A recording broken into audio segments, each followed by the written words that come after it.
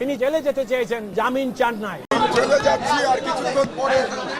এটা আমার যে লড়াই, সেই লড়াইয়ের আর এক অধ্যায়। কারণ আমি মনে করি যে ফ্যাসিবাদের বিরুদ্ধে লড়াই করতে গেলে নিজের মেরুদণ্ড সোজা রাখতে হবে, এবং মেরুদণ্ড সোজা রাখবার জন্য আমি এই সিদ্ধান্ত নিয়েছি যে আইন যেটা আছে বাংলাদেশে, সেই আইন অনুযায়ী আমি কার্ডে সারেন্ডার করব এবং আমি লড়াই অব্যাহত রাখবো। যদিও এই মামলা সর্বৈব মিথ্যা এবং একটা উদ্ভট মামলা। আপনাদেরকে ধন্যবাদ। আমার লড়াই অব্যাহত থাকবে। আল্লাহ হাফেজ।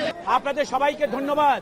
আপনারা জানেন জনাব মাহমুদুর রহমান, তার নামে 2015 সনে পতিত স্বৈরাচার সরকারের প্রধানমন্ত্রী ঘটনা সাজিয়ে ওনার অনুপস্থিতিতে ওনাকে 5 বছরের জেল দিয়েছিল। ওনার সঙ্গে জনাব শফিক রহমানও ছিলেন, আরো 2 জন ছিলেন। এবং এই মামলার ঘটনাস্থল আমেরিকায়, সেইটাকে কারসাজি করে বাংলাদেশে ঘটনাস্থল দেখিয়ে সেই মামলা করেছেন এবং জনাব মাহমুদুর রহমান এবং শফিক রহমানকে জেল দিয়েছে 5 বছরের। আর একটা সেকশন আছে 120B, যেটা এইডিং সেকশন, মূল অপরাধের সহযোগী অপরাধ, সেটাও তাকে 2 বছর, অর্থাৎ বিচার ব্যবস্থার কোন নিয়ম নীতি তোয়াক্কা করে নাই। জনাব মাহমুদুর রহমান তাকে একবার হত্যা করার চেষ্টা করেছিল, জোর করে দেশ থেকে বের করে দিয়েছে। সেই মাহমুদুর রহমান স্বৈরাচার সরকার পতনের পর বাংলাদেশে আসেন।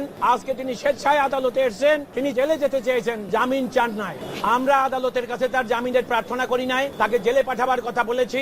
আর যেহেতু তিনি মন্ত্রী ছিলেন, তাকে যেন প্রথম শ্রেণীর মর্যাদা দেওয়া হয়। জনাব মাহমুদুর রহমান জেলে গেছেন, উনি আপিল করবেন, তারপর জেল থেকে বেরিয়ে আসবেন। সেটাই আমাদের প্রত্যাশা দ্রুততম সময়ের মধ্যে। এই মামলায় সাজা দিয়েছে বিগত, ওনার বিরুদ্ধে যেই মামলায় সাজা হয়েছে সেইটাই তিনি সারেন্ডার করেছেন। এখন তিনি জেলে গেছেন, বাকি মামলা অতি দ্রুত এই মামলা থেকে তিনি বেরিয়ে আসবেন। আপনাদের সবাইকে ধন্যবাদ।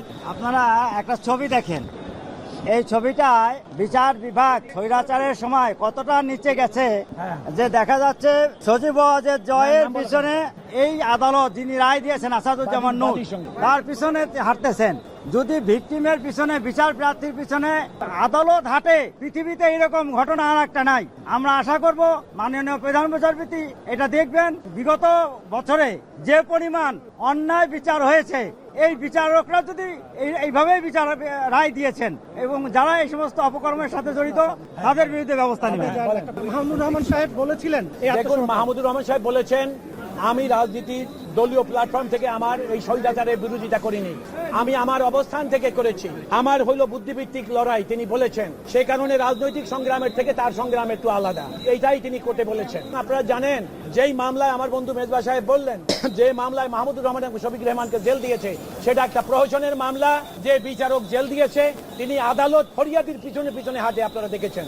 আমাদের আপনাদের কাছে বক্তব্য হলো এই, সঠিক সত্যকে জাতির সামনে তুলে ধরুন। গত সরকারের আমলে বিচার ব্যবস্থা সরকার পিছনে হাঁটতো, এই দৃশ্য সেটাই প্রমাণ। আপনাদের সবাইকে ধন্যবাদ।